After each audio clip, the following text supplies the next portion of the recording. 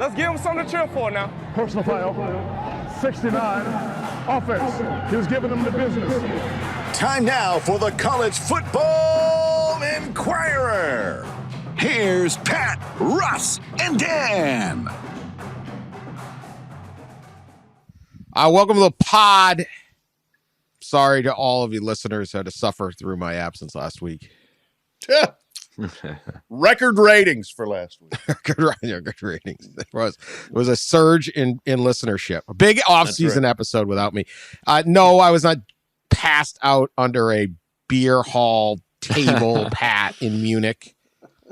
Put some respect on my name. I'm not going to pass out. That doesn't mean I shouldn't have. Come on. You passed out in the jail cell in Munich? You've known me long enough to know I'm not going to pass out under the table.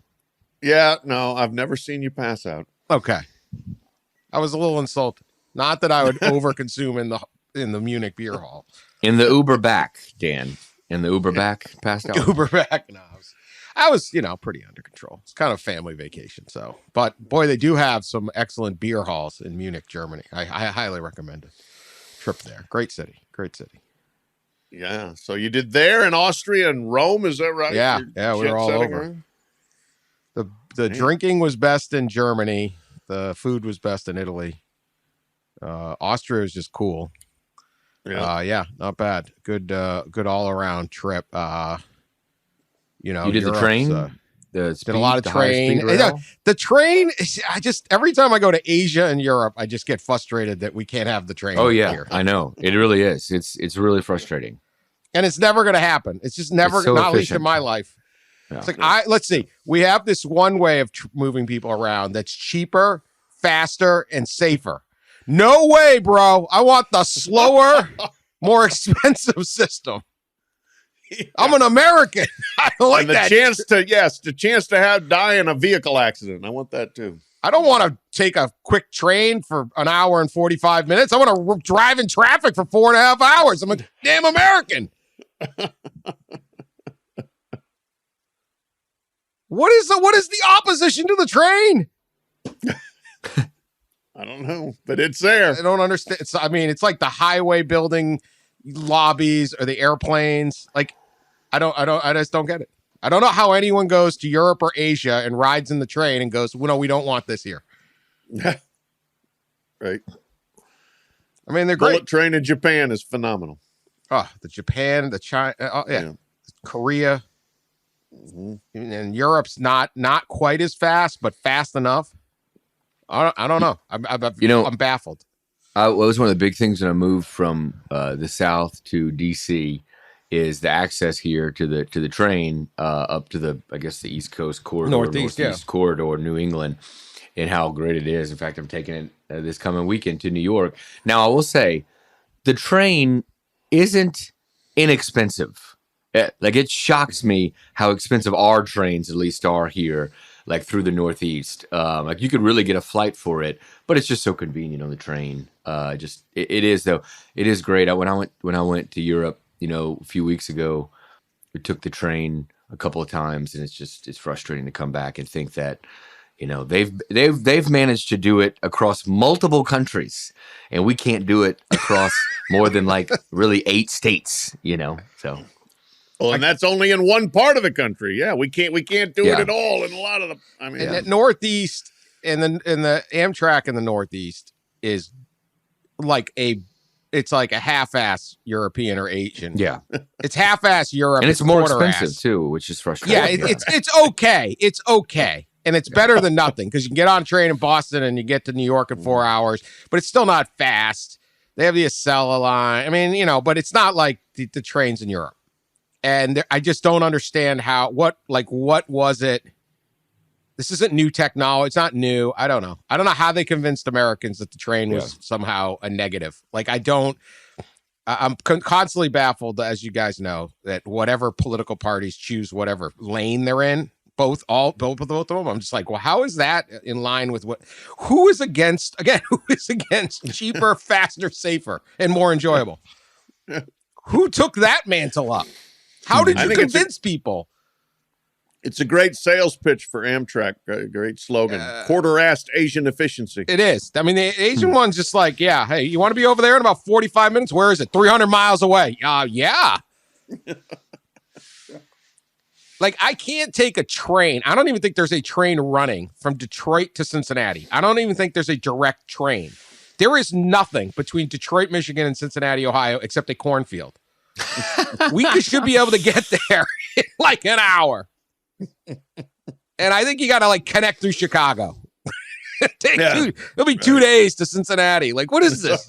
How is this possible? Well, it costs too much taxes. What do you think this highway construction is? Jeez. Yeah. Anyway, that's it. Yes, drove the trains around. I didn't drive them. Sat there and drank on them. Yeah, I hope you didn't drive the trains, Dan. Yeah. No, I was not in charge of the train. Leave the driving to us. Anyway, one day, our country will be able to do it. I doubt it. This is America. I love it. I love the mayhem, but this is the one part I just can't get.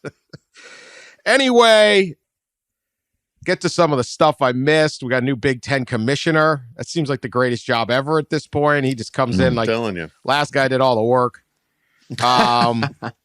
Contracts in hand. We're expanded. We're good. Just sit back. Mm-hmm. The Pac-12 is still trying to figure it. I thought that would get done when I left the country. No. Latest I heard is they're negotiating with gas station TV to get their games on. Is that true? Get a everybody but right after Cheddar News. Is there a more annoying thing on earth than Cheddar News? Like, I'm just pumping some unleaded here, bro. I don't want to listen to Cheddar News yelling at me an update of something I didn't want to know at the gas station. There's another one. I would like to know how people decided we do need that. Like, I do not need to be assaulted with talk TV at every turn. Well, it was a genius business idea because they're selling ads, but yeah, Cheddar News is annoying. I'd rather hear the ad. Anyway, good. I mean, they do get into every neighborhood, so maybe that's Pac-12's future. It would actually be all right if you got there and you could watch a couple plays. A couple plays. Like there's a line of cars behind you. Wait a minute. Oregon State's driving on Oregon. I gotta watch this. Hey, come on, man. I need some gas. Look, there's a line at the mobile. You go in the mobile mart, get some beer, some chips. Pump 4 is going to be occupied for a while, man. A big Oregon State fan. The only way I can watch the game is down the gas station. What if Pump 3's ahead of Pump 4? You got to ask him, hey, what's going on 4th down up there? It's only third down here. It's like streaming? No, I don't know. I think that's hardwired into there. Yeah, probably. I don't know how Cheddar News works, but I don't want to either. They say all options are on the table. I'm just saying. This is one. Give them a call. Be innovative. Think outside the box. What I wanted to get to was the various spring games, though. You know, they're of utmost importance and tell you everything you need to know about a team. Yeah. Most notably, I was excited to see the performance and some highlights here of the next great Texas quarterback, Malik Murphy.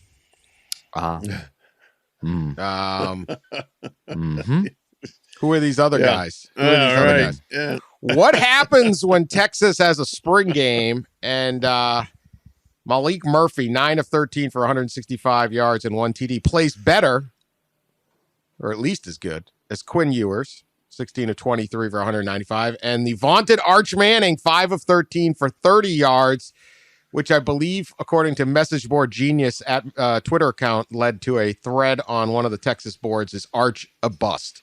Oh, boy. First board, yeah. Didn't take long, did it? 3 months in and one spring game in. Wonderful. Perfect. 5 of 13. Like, unbelievable. Come on, man. You know what happens? Murphy had a good showing to other teams who are portal hunting, right? These days, that's what spring games probably are about more than anything. The spring portal opened 2 days ago. Will stay open for another around 2 weeks or so, I believe. So these kids, a lot of these spring games are on TV, you know, so it's kind of a evaluation for the coaches that are portal hunting for a QB. Billy Napier. Absolutely. Yep. Cough. Yeah. Yeah. What do you think? Is Malik Murphy headed to the transfer portal? I don't know. I mean, he sure showed out. Yeah, and Lord knows, most places the backup quarterback, the second stringer doesn't want to be there. The third stringer definitely doesn't want to be there. So if I were Sark, you might be just losing your third string option there. So I mean, so Arch is the second string. Well, I mean, look, Arch is not leaving. We know that, and Arch is not going to not get his chance there. So I would think that Malik Murphy, he may go into the fall if he's still there as like your second string guy, but in terms of long-term viability, Arch Manning's going to get a chance to prove himself before Malik Murphy, and I would think. But briefly reading about him, he's a third-year player. This will be his third year. I guess he redshirted, and he had an injury that kind of hampered his play last year in the competition, the quarterback competition, if there was one. But he had a little bit of an injury, and he sure looked like judging by Sarkisian's quotes, right? It sure looked like he locked up the number 2 backup kind of spot. So that's quite interesting. And we obviously saw Quinn Ewers, battle through injuries last year, miss a bunch of games. So being the number 2 at Texas, pretty important job. It is, but okay. So Sark said after that Ewers is the starter. Obviously, we know there's going to be enormous pressure to play Arch at some point, at least a little. And then you got Murphy in the middle here. I mean, he's a top 200 recruit out of California and all that. I mean, to me, being the number 2 is good, but what if he could be the number 1 at Florida? Let alone a number of other places. I get it, and there's like, this is what gets the kind of the old heads, to explode. Like, this transfer portal's ruining everything, and people like me, I don't understand the emotional importance and ties to standing on a sideline with your pinky finger and your index finger raised as you sing. I've been working on the railroad, you rip off. I've been working on the railroad song, and it just means everything. Look at, man, go play. I don't know. Like, if they're already saying you aren't good enough, this is what I like about the transfer portal. I'd rather see this kid play football than get stacked up. And I don't blame Sark. You got to keep, like, Arch Manning wants to come. You got to take him. You got to keep taking good quarterbacks, but where's the loyalty of, like, how many QBs you getting, right? Yeah. Like, it's a competition, but it's a competition the other way too. Yeah, for sure. I see a story out. The headline is Steve Sarkisian's declaration that Quinn Ewers is the starter should send Malik Murphy straight to the transfer portal. There you go. I don't know. We'll see. Well, maybe he stays, and if he does, good for him. If he leaves, though, I mean, we've seen this. You got to play. They all want to make the league. You got to play. Joe Burrow gets beat out by Dwayne Haskins. He goes to LSU from Ohio State. He goes to LSU. His first season, he was good. Second season, he's great and has been great ever since. Justin Fields, right? Jake Fromm beats him out at Georgia. Gets to OSU, plays, gets into a first round. Jacoby Brissett a while ago. Was it at Florida at NC State? Was it Jeff Driscoll, I think? Oh, yeah. Yeah. I mean, Florida's just, total spin cycle. Yeah, and it's like, go play. Get to NC State. Well, so, I mean, the portal is open, and it's going to be, I would think a lot of the coaches, I give Sark credit for saying Ewers is the starter, not going, because everyone else is like, all right, well, you try to keep him on the hook for as long as possible. Right. So they don't transfer, but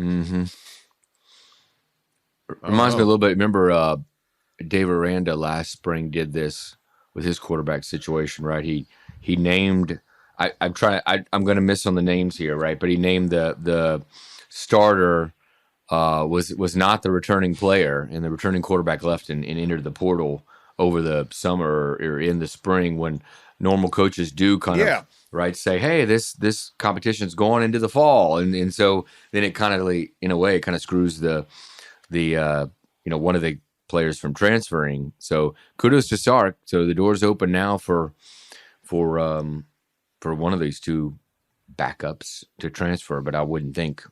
Yeah, it's that not one be would be Manning. Arch. You don't get. Yeah, I mean, you don't get run off in your high school senior year spring game.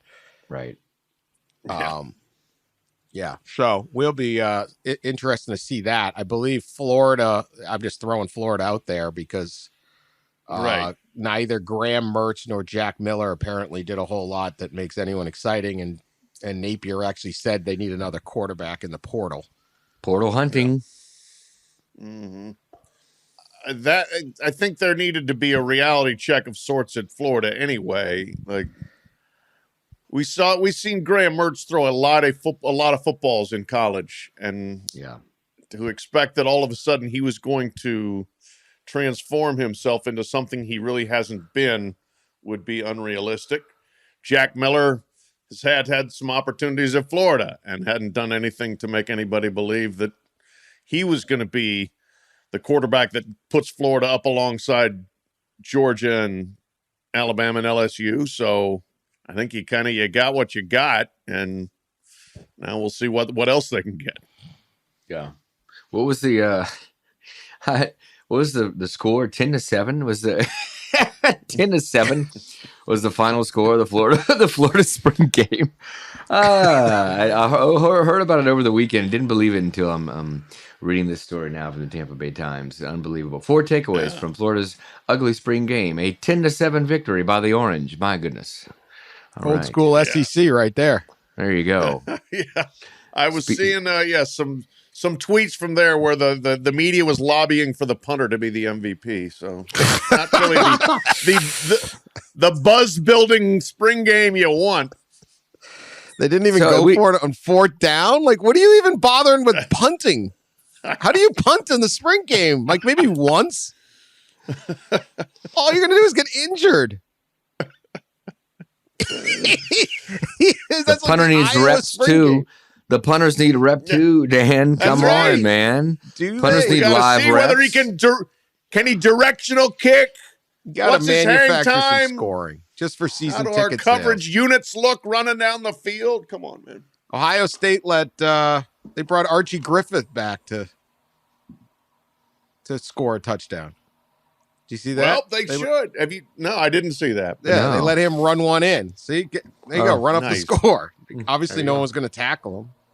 Man, Archie is always around at their home games. Have you seen him? He looks like he could play right now. He looked pretty good running. Shape. I mean, obviously he was jogging, but he didn't have pads on. But I didn't see a lot of guys actually really squaring him up like. I mean, he's like almost 70, and he looks phenomenal. Yeah. I would love to look like Archie Griffin at his age. All right. Well, maybe Florida's looking for a QB. So if you're, it's musical chairs, but I don't mind it. I know they're complaining a lot about this tampering. I tamper. What do you think of this? Now we're going to get to these SEC schools too for more of them. SEC put a rule in that if you want to transfer within the league, had to do it in like January's period. You can't do it now. Right. I find this to be, and I know I'm lecturing the SEC about this, but I find this to be a competitively negative idea. Like, why would you let your players leave? You want to keep your players in the conference. Yeah. Well, the coaches don't, because they don't want to play against them, and they don't want them sharing the state secrets. Right. Coaches do not. They're pushed back against it. This has been a topic, and I thought actually it was going to be taken up, and there's going to be some kind of vote at the SEC men's basketball tournament when the SEC presidents met. They discussed it, I think, about this transfer date and moving it to more line, I think, with the NCAA's deal, and they didn't do it. And a lot of reasons is there are a lot of coaches in the league, especially the bottom half of the SEC, that want this rule to stay in effect because they don't want their players to leave for the team that they play in 6 months. The bottom wants it. The bottom wants to ban they don't their want the players top to poach their players and have to play against their players, in the same season, next season, this season coming up.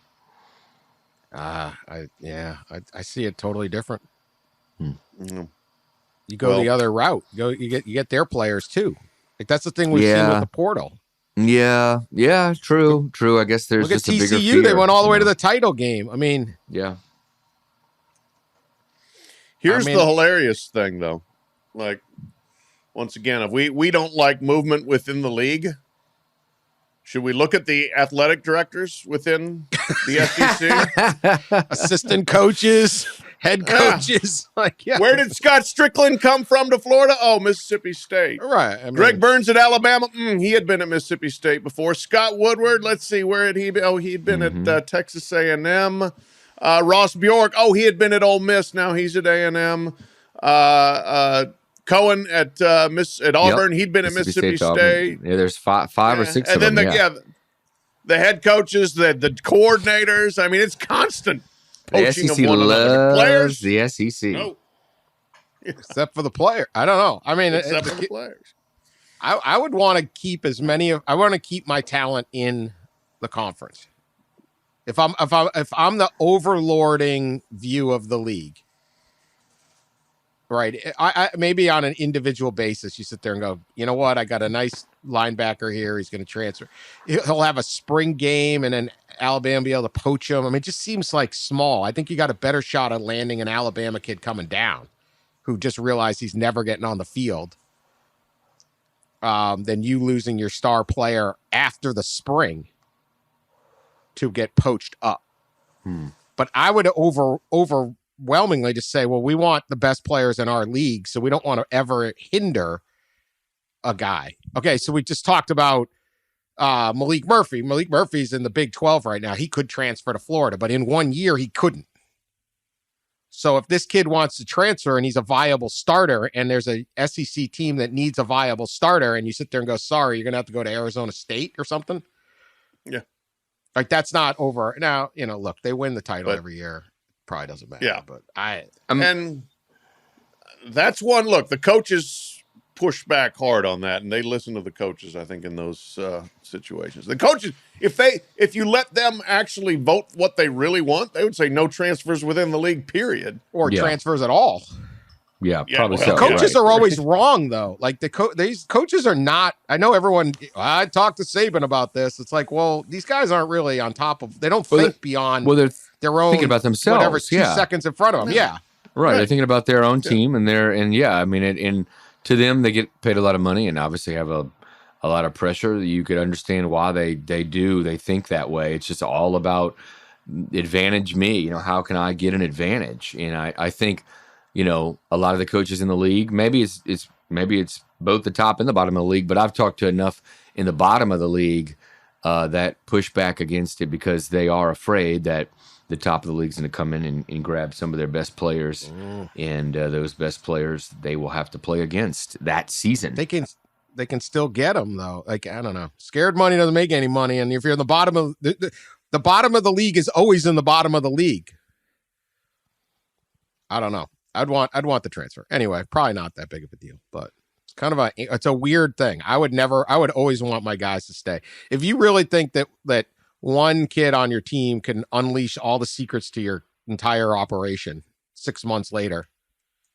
I mean, the NFL guys switch teams every week. Yeah.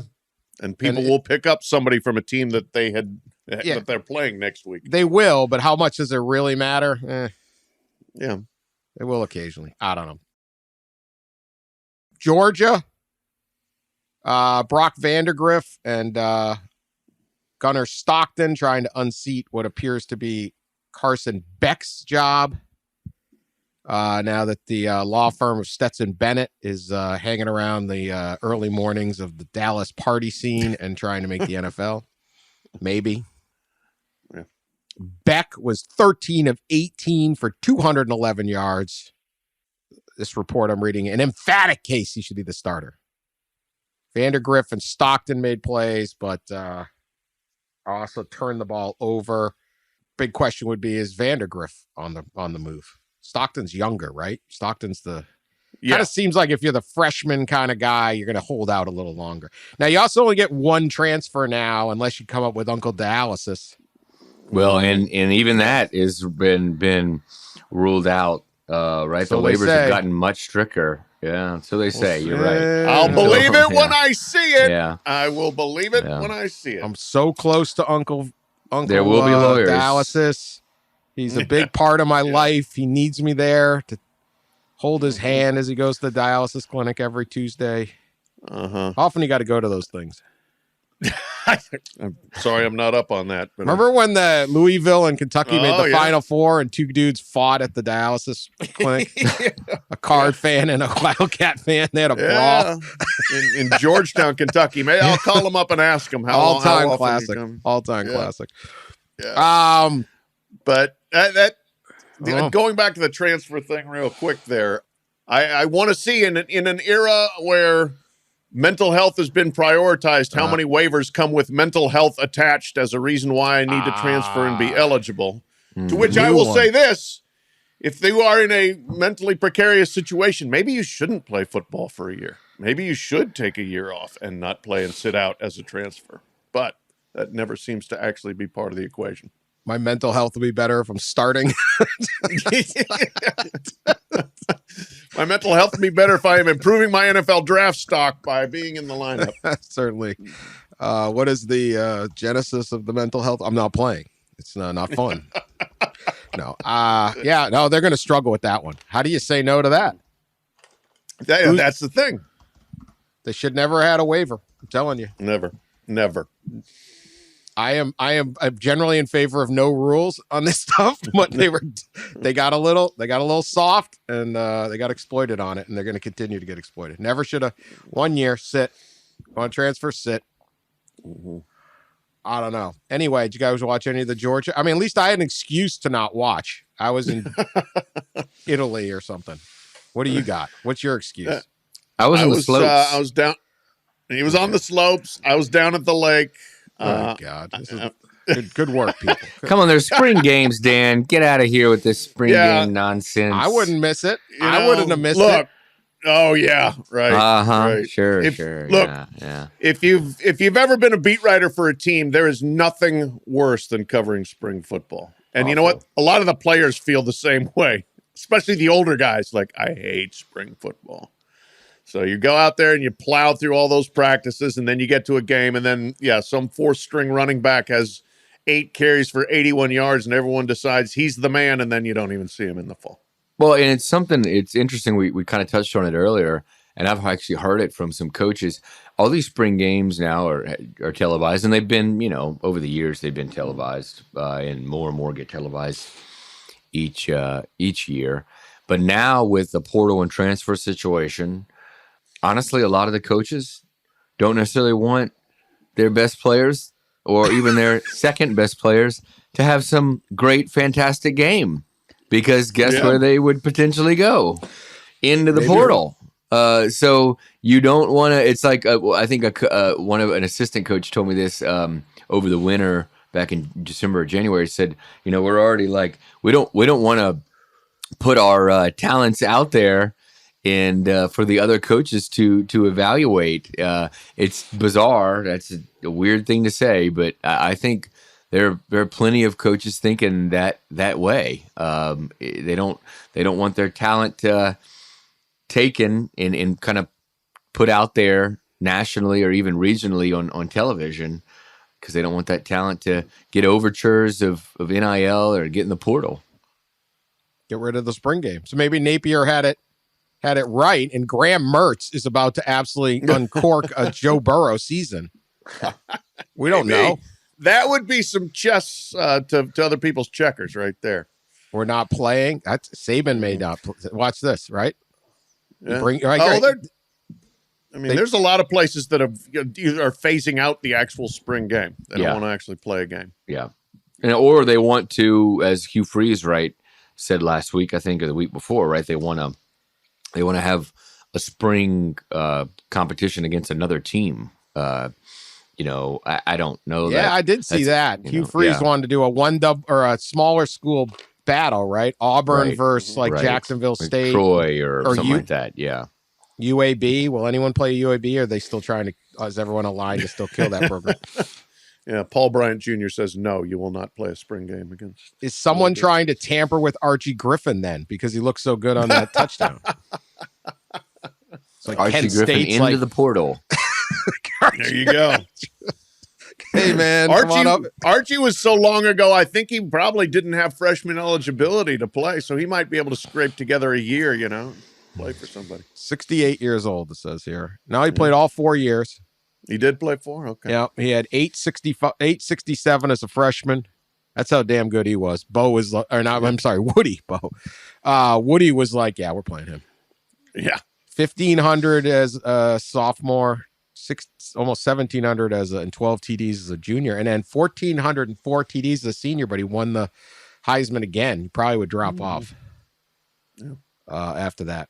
I do remember working on the Walter Payton book that Walter Payton and his friends were not happy that they thought he was better than Archie. Well, he was better. He was. Let's be honest. But they really would get upset when they'd like read the paper and it'd be like, it would be some white guy from like Ole Miss getting all the hype. And they're just like, come on, man.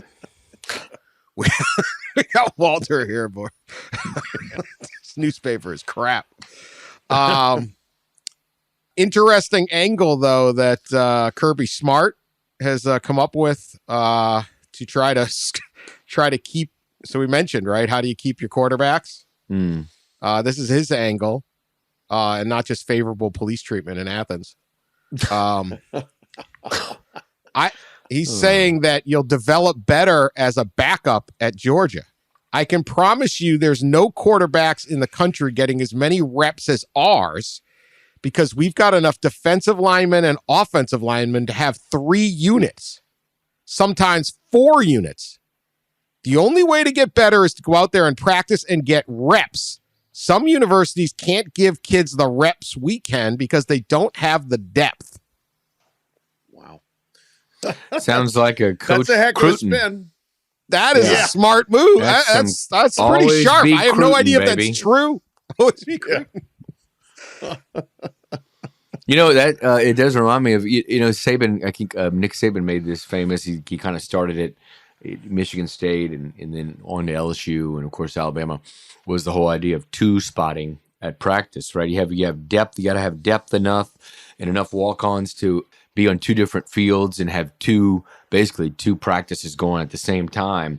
It sounds like Kirby Smart could have 4 practices going at the same time. 4 practices. 4. Don't go anywhere else. We got 4 practices going on here. That explains why they have that many fields down there. Need another practice facility. Yeah. Need another indoor practice facility. I toured that facility last spring, by the way. It just opened up. It's unbelievable. It's ridiculous. I just remember walking through it thinking, this is not amateur sports. No. I remember walking through the old one and thinking that. Yeah. Yeah, right. Yeah. And they built a bigger, nicer one. I don't know. Do you think that will work, or do you think Brock Vandegrift is headed to the ACC? That's not going to work. It's I think that was it's probably handy to help keep a guy who's not going to play right away for another year or something. But yeah, if you're Brock Vandegrift and you've been there for a couple of years and you're still waiting to get on the field, your practice reps are not going to come in quite as handy as getting to actually put together tape on the field against actual opponents. Yeah, and we talked about this, right? There was a lot of hand-wringing about the portal, but we've seen the last year or two that specifically with the quarterback, that the talent's spread out more. And so those backup quarterbacks that, would be backup somewhere riding the bench and not playing much, or starters, even if it means dropping to the G5 level or a lower Power 5 level school, they're starting and the talent's more spread out. And so if you see that, if you're a quarterback and a backup quarterback, I mean, I don't know why you wouldn't if you've seen it happen like it has the last couple of years.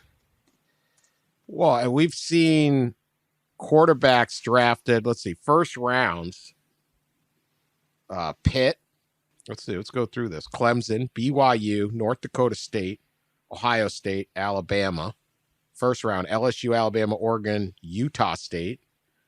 2019 was Oklahoma, Duke, Ohio State. 2018 is Oklahoma, USC, Wyoming, UCLA, Louisville, and North Carolina, Texas Tech, Clemson, Notre Dame. Well, Notre Dame was in the first round. And Cal, NC State, Memphis. That was those are your 3 first-round picks in 2016. Now, they were Jared Goff, Carson Wentz, and Paxton Lynch. Yeah, don't ever speak of Paxton Lynch again. Wentz had his moments. Goff's still doing fine. Liberty, right? Malik Willis is from Liberty. Yeah. Actually, that was the 3rd round. Did he go 3rd round? Oh. Well, still, he got they were drafted, hyping the hell out of him. Yeah. Oh, yeah. Yeah. Bailey Zappi's in the league from Western, They'll he played find you. Houston Baptist. Yeah. You do need to get on the field. That's where the Kirby Smart thing, like they'll find you and they'll go scout practices at the big schools, but you really need game tape to have a chance. And so, get it at Wyoming, get it at North Dakota State, get it at Liberty, get it where you can, and the scouts will find you. Speaking of quarterbacks, Lane Kiffin, the portal king, I think has cornered the market here. So rave reviews from their spring game. And I'm sorry I don't remember what all these games are, the Grove Bowl or the Blue White, everyone's got their names. Mm-hmm. Jackson Dart was 18 of 37 for 302 yards, a TD. Then you have Oklahoma State transfer Spencer Sanders, 19 of 27 for 265. And there's no pitch count in this game. They were hucking it. No. He carried 6 times for 72 yards on a score. Think you can't hit him though, right? And then you got LSU transfer Walker Howard, or else it's Howard Walker. I can never remember. No, it's Walker Howard. Walker Howard. In between his country music career, went 11 of 13 for 184 yards and 3 touchdowns and no interceptions. So what is that? It's like 78 passes. 7 touchdowns. He also rushed 5 times and a touchdown. The quarterback said, wait, hold on. 1, that's 3. 3. Did I get a touchdown? All right. 8 touchdowns out of the quarterbacks. Not bad. Sanders and Howard just got there. So if you're going to pull the transfer, I got to transfer for mental health or whatever reason, that's going to be tough. Howard's kind of your future. And then you got Dart sitting there. I mean, that's hats off to Lane Kiffin. Also, look at Florida spring game. What, it's 10-7. This one's 53-52. Lane Kiffin knows how to put on a show. Take that, Billy Napier. They're looking for some quarterbacks, I'm guessing. Kiffin also made this crack. Texas A&M receiver Chris Marshall has just came over. Someone asked how he was adjusting to the new play calling. Kiffin loves making fun of Jimbo Fisher. Mm-hmm. He said, instead of a program where you huddle and wait 35 seconds to snap it, we've got to get him to get the ball to the official. We've got to teach him to do things our way, Kiffin said. Below the belt. The Aggies. Little tempo versus stodgy no tempo. Nothing. Yeah, there's nothing dirtier than in college coaching than tempo insults. The almost quarterback situation really is fascinating, and you just don't see it a lot right now. You don't see a team go, have a incumbent starter and then go get 2 more quarterbacks out of the portal who, especially one, pretty sought after, and stack them on your team. I remember talking to the Grove Collective CEO, another Walker Jones, about this, not a country singer, Dan, but about this situation. He was talking about how they kind of got this done, partly with NIL and how they're structuring contracts and such. And it's fascinating to see what will happen here and if they can keep all three of those. I think, we're 2 days into the portal being open. None of them are into the portal yet. But it's going to be interesting to see how this one plays out, because it is so unusual. It would be a surprise. And I think Ole Miss in their collective understand this. It'd be surprised if all three, I think, were on the team at kickoff. You kind of expect almost that where you're are they going going, to lose though? one of them. I don't know. I don't know where they would go. That's a good question. Spencer Sanders just got there. Yeah. And I think if you're I've screwed up my own joke. And they've all transferred Howard. at least now I'm once. starting to call him Howard Walker. It's they've all transferred at least once too. So he did, and Howard's got 4 years. Yeah.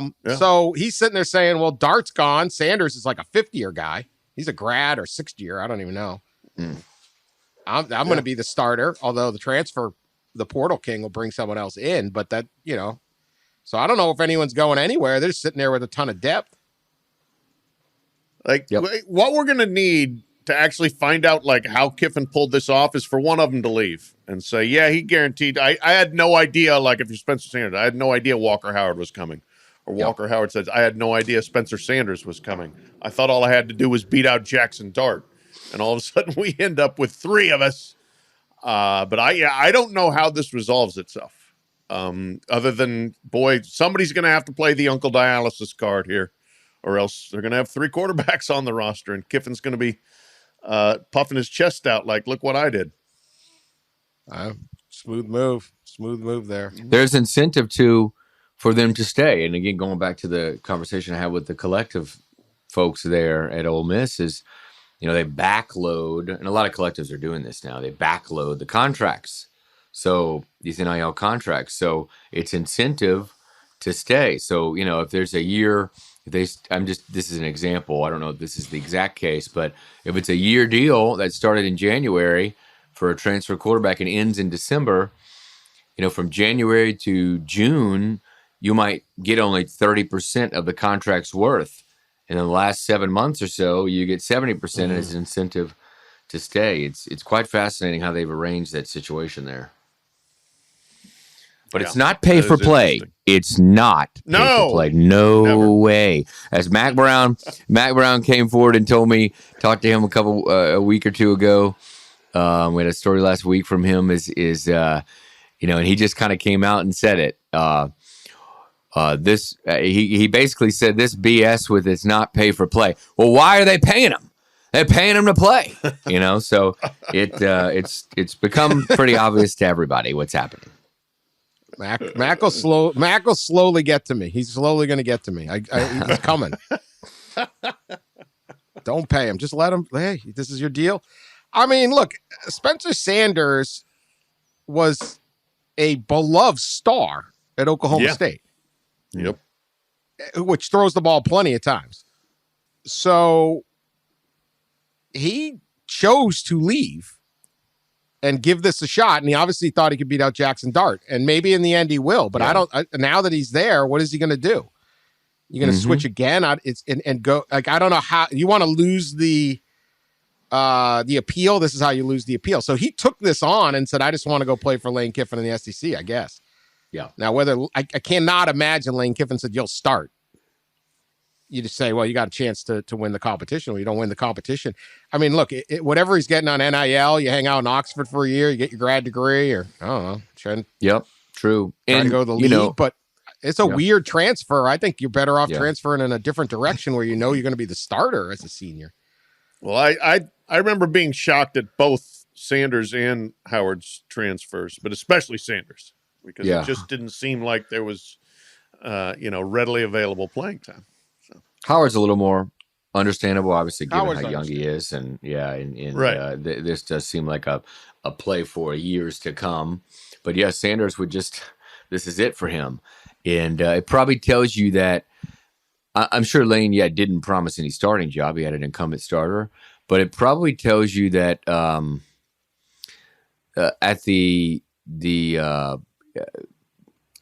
I guess the lack of confidence maybe in the incumbent starter that you would accept somebody like Spencer Sanders and that he would go there.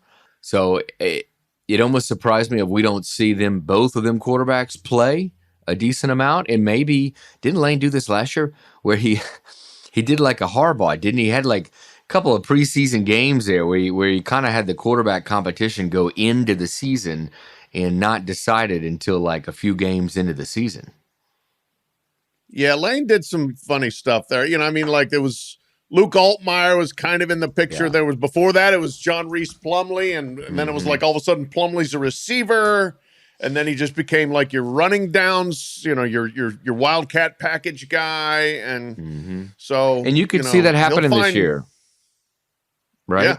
I mean, they open with Mercer, and then they play at Tulane, and then they host Georgia Tech. I mean, before the game against Alabama. I mean, so they'll be significant favorites over Mercer in Georgia Tech, and they'll be pretty big favorites even at Tulane. You know, they'll be. So there's your 3 games right there to see the quarterback competition play out. It's going to be interesting. Walker Howard's got that one really good song where drives his pickup truck over the red clay. His girlfriend wears a sundress or something. It's really good. Walker's a South Louisiana boy, son of famous LSU over the bayou. I'm sorry, LSU star Jamie Howard. Yeah, he's something with the bayou. You got to get the bayou in there, Dan. And get the bayou. The Cajun got some gumbo and some Creole. Oh, yeah. Mm-hmm. Now, that was kind of the surprise he left. He's also the one that got Brian Kelly to dance that everyone flipped out about. That's so right. The spinning dance stage that they have over there at Tiger Stadium. I'm looking forward to LSU just having a great season and putting the end to the Brian Kelly doesn't fit. Yeah, well, they went a long way towards that last year. Yeah, last year. Yeah, they did. Fits when they win. Fits when they win. One. Actually, we want to get to Ohio State too, but one more in the South. Tennessee is loaded too because they've got they got Joe Milton, who everyone gets excited about for a while. No one can ever deny Joe. I can't wait till Joe Milton goes to the NFL Combine.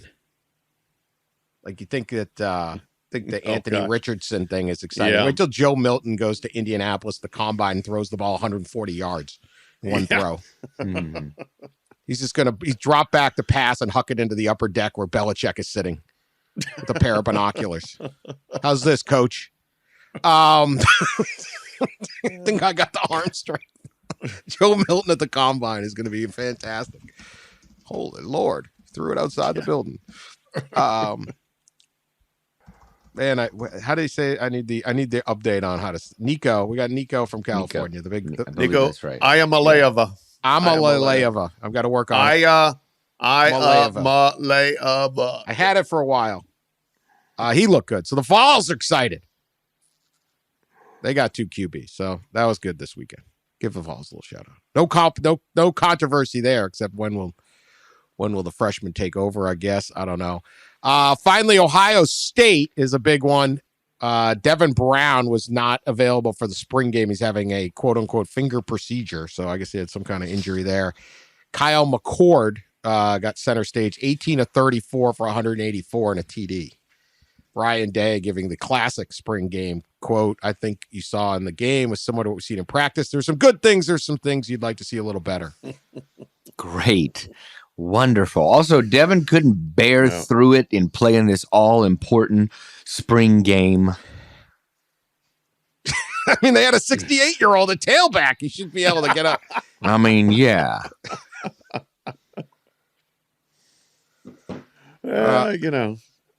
It's that quote will then give way in August to after they scrimmage. Well, both quarterbacks did some good things, like what we saw from both of them. And that'll be the case for every scrimmage, and then all of a sudden, only one will play. Coach Day. I think the picture sometimes is clean, other times not as clean. Thanks, Ryan. Thank you. Awesome. 73,000 at the game, though. Woo! They're ready. They're ready. They like their this is a big one, though. How do you 18 for 34 with that array of wide receivers? Come on, man.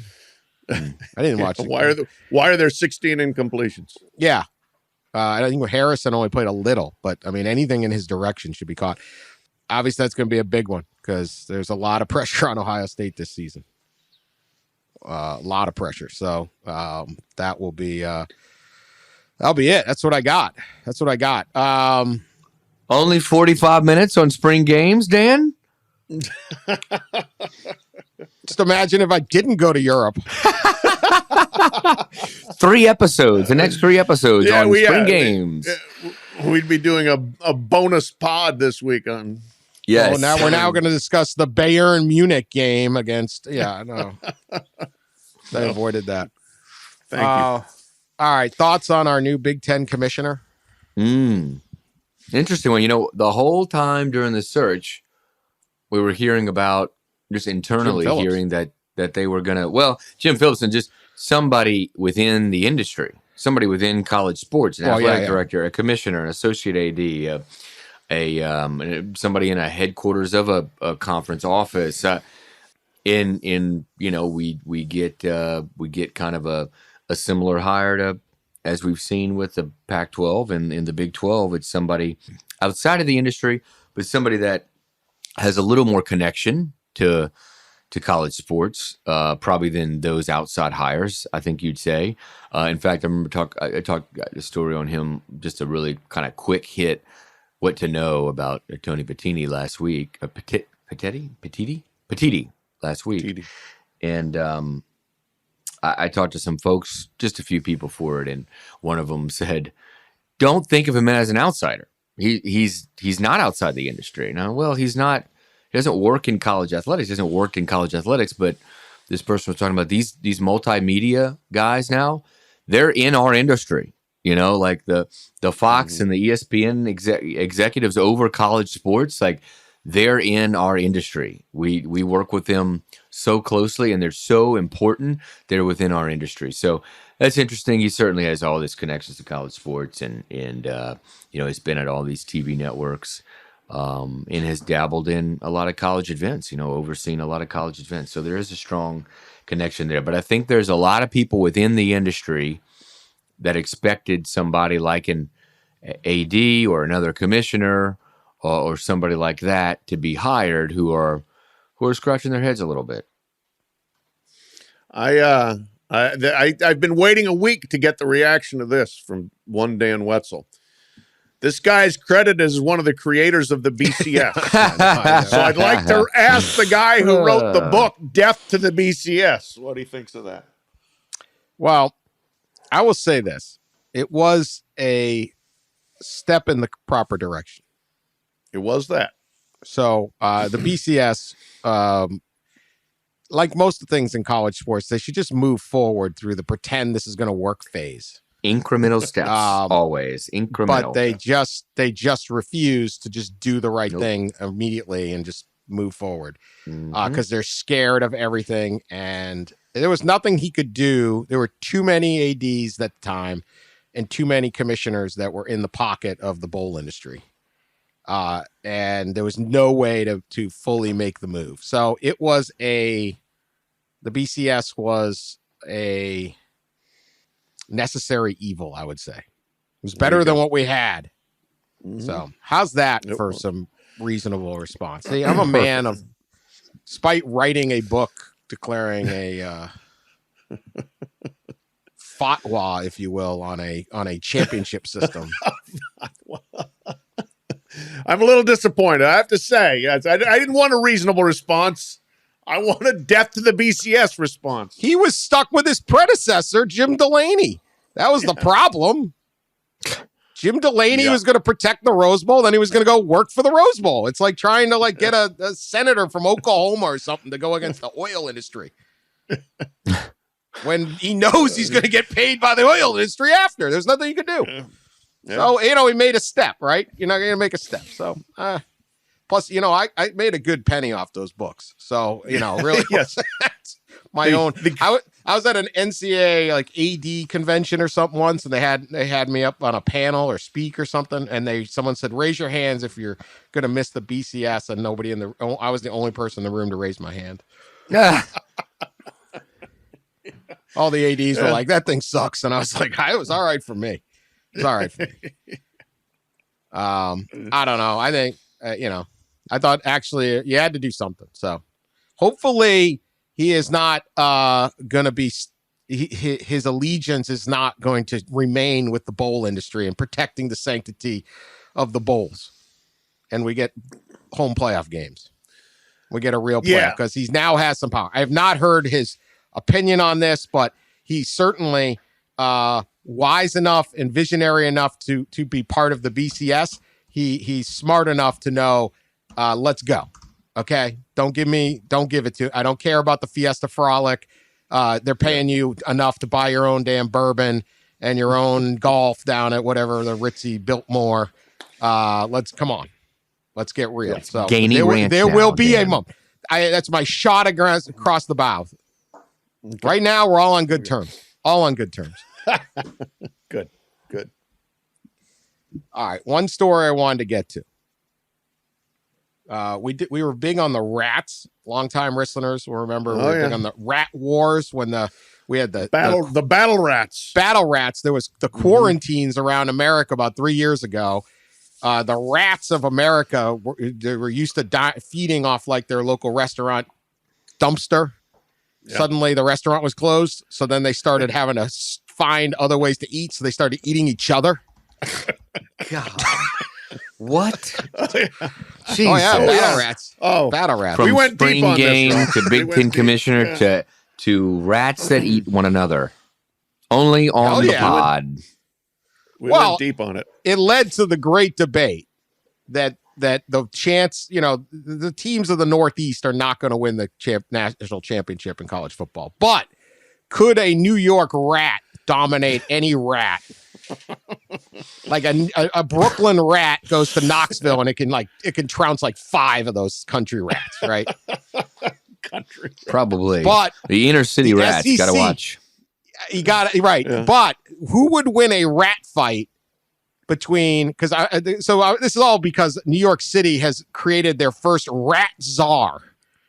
They have hired a czar for rats, and it's a woman. Kathleen Karate, who is now my hero. Someone declared this is the dream job. This woman has spent her life.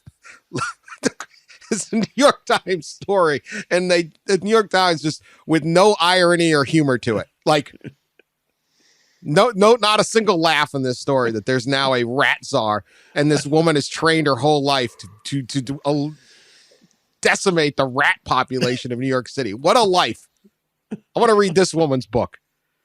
At age of 10, she walked the train tracks of Long Island with her mother and was interrupted by the sight of a rat carcass. She was horrified. Like, they have the origin story to the rats. It almost sounds like a Batman origin story, like a rat woman. What is the this? rat woman origin story? Carcass of a rat walking with mom down the street. I mean, man. One day I am going to be the rat czar. Yeah. I knew at age 10 when I saw that rat carcass it's like what my life's purpose would be. Kenny Dillingham going to the Arizona State game at 8 and saying, "On day I'm going to coach the Sun Devils." Dad, this is so exciting watching Jake Plummer. She circled a petition and the Long Island Railroad listened. They came and did a rat mitigation. What a great story. Anyway, she's going to fight the rats in New York. She's got a whole different thing. She already has our favorite guy, Robert Corrigan, who's the quote-unquote renowned urban rodentologist. Oh, yeah. Which, if you ever really want to deep dive this thing, there's a Q&A in the New York Times with him that is one of the funniest things I've ever read at all. Anyway, it does bring back our question, though. SEC just means more against everyone else. Who is the only real challenger? The only real challenger to the New York Rat, the New Orleans Rat. Who could win? A New Orleans Rat. It's a good call. Or a New York City Rat. Now, New York City's going to have the numbers. They're going to throw the New Orleans is dirty, but it ain't big. Mm-hmm. Yeah, I think that New Orleans is the worthy adversary there, but Look, it's like when TCU makes the championship game against Georgia. It's still Georgia, all right? And New York's Rats are still New York's Rats, all right? They can run four teams. They can run 4 teams at practice out at you. 4 teams of battle rats. Yeah. Absolutely. Kirby Smart. That's the look. The 4th team battle rats is big and as fast as the first teamer. Just needs more experience. The New Orleans Kathleen Rats, so they Karate. fight dirty. They fight dirty. Those New Orleans Rats fight. They're breaking legs. They're punching groin areas. You know, they're biting groin areas. They're dirty, dirty rats. Those New Orleans Rats, man. You gotta be, right? Yeah, they're scrappy. They're scrappy, but I think they're a little fattened up on easy, like discarded pizza slices. And what are those? Too much bourbon hot dogs street they pizza. serve? Yeah. Yeah, what's those hot dogs they sell down there? Oh, you're talking about Lucky Dogs. Lucky Dogs. Yeah, they don't have to work for it the way the New York City guys do. That's right. Kathleen Karate is the Kirby Smart of the rat world. She is leading a rat army that would take down New Orleans. But it would be probably wouldn't even be a game, right? Probably wouldn't. No. They'd roll them. Yeah. All right. And then everybody was anticipating the matchup and say, "This is terrible. New York's too right. good." They do what Ross just did and try to talk themselves in. It's a scrappy New Orleans Rats. right. I saw a rat once. He was huge on Bourbon Street. Hey, these DC Rats, by the way, they don't play underestimate them. All right. No. We live right in the middle of the city. And during COVID, the DC rat population went up pretty significantly to comparable levels, they say, as far as per capita of New York City. It's pretty wild here. In fact, and I think I may have mentioned this on the show, but we got a real problem here. Yeah, Dan, it's bad actually. And I may have mentioned this on the show earlier this year, but last summer there was somebody running for council here in DC, and there were big posters up in our neighborhood, because I think it was our council district. And it was a guy, and there was his face, kind of smaller in the corner. And most of the poster was a massive head of a rat. And the slogan basically was, elect me and I'll get rid of the rats, basically. Unfortunately, our boy lost. So the rats flourish. Did you vote for him? No, I don't think so. That seemed like a weird campaign.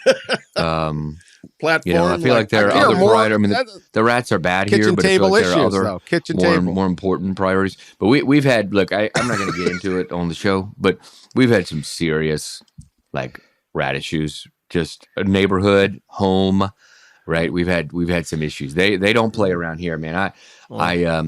I'll quickly say that I was sitting on my patio one night a couple years ago when everything was going crazy, during COVID, and the rat population was wild here. And I looked to my right, and there's this rat the size of a small dog, and it is dragging into a hole a massive piece of tortilla, just a tortilla that somebody threw away. Sure. The tortilla was about this big, about a foot wide, and he was dragging it into his hole. And I thought, man, we should have elected that council member to get rid of the rats. Yeah.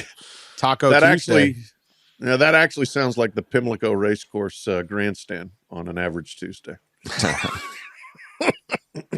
Well, to turn it around, you get the DC Rats on the train, the Acela, the New York meet somewhere in Jersey or Philly or something and have it out. There you go. Swamps of Jersey, Battle Rat Showdown. Step it up, New Orleans. Get your own rat czar. Kathleen Karate is coming for you. All right, that's the show. We'll be back later this week. More excitement. We've got the draft coming up, too. We got to get some draft talk. Yeah. Got more spring games coming. Alabama's got one coming up. Coach Prime sold out Boulder. We got some good stuff coming up, so stick with us. By the way, before we end it, Dan, I have to say I just Googled really quickly. I was really interested to know the most rat-infested cities. Orkin has a top 50. Orkin has made a top 50 of rat-infested cities. Number 1 is actually not New York, but it is Chicago. How about that? Number 1, Chicago. Number 2, New York. Number 3, Los Angeles. That's a surprise. Number 4, yours truly, D.C. Number 5 is San Francisco. Wow. Detroit, number 9, Dan. We're sitting there punching above our weight. Yep. Orkin's like, so they're sitting around at some board meeting and say, we need some website content. What can we put on the web? Let's rank the rat cities. Yes. We may need we weren't already an hour into this thing. We may not be done with our rat talk. I'll just preview in future. Back. I gotta take a look at that list. Take a look at that list. Orkin. All right. Rat talk will continue. Rat talk will continue. Talk to you later.